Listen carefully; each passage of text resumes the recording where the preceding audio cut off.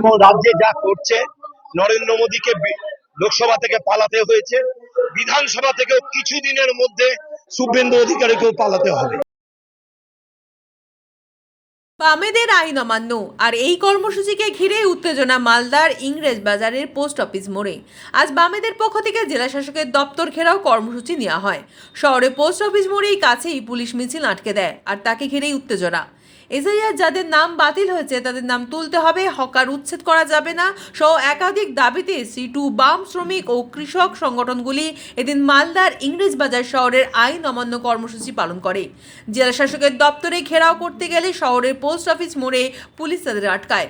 প্রথম ব্যারিকেডটি আন্দোলনকারীরা ভেঙে ফেলে, দ্বিতীয় ব্যারিকেড আটকে যায়, সেখানেই পথসভা করা হয়।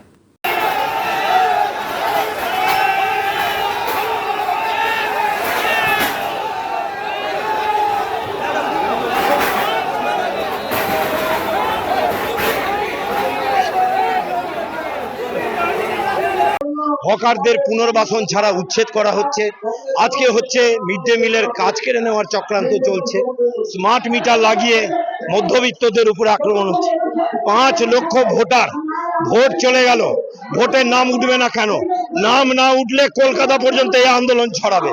ফলে এই সমস্ত দাবি নিয়ে আমরা আজকে রাস্তায় আছি। শ্রমিক, কৃষক, ক্ষেত মজুর, কেন্দ্রীয় ট্রেড ইউনিয়ন এবং সংযুক্ত কিষাণ মোর্চা। আমাদের প্রায় সংযুক্ত কিষাণ মোর্চায় প্রায় আমাদের জেলাতে প্রায় 50টা সংগঠন আছে। ট্রেড ইউনিয়নের 12-13টা সংগঠন আছে, CI2 সহ আমরা সবাই যুক্ত হয়েছি।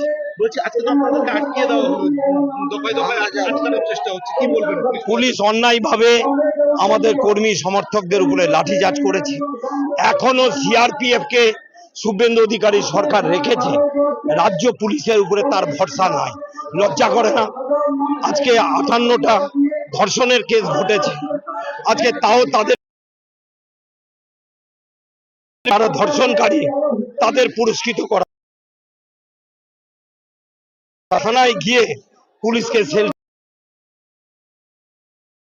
যা করতেন শুভেন্দু অধিকারীও তাই করছেন।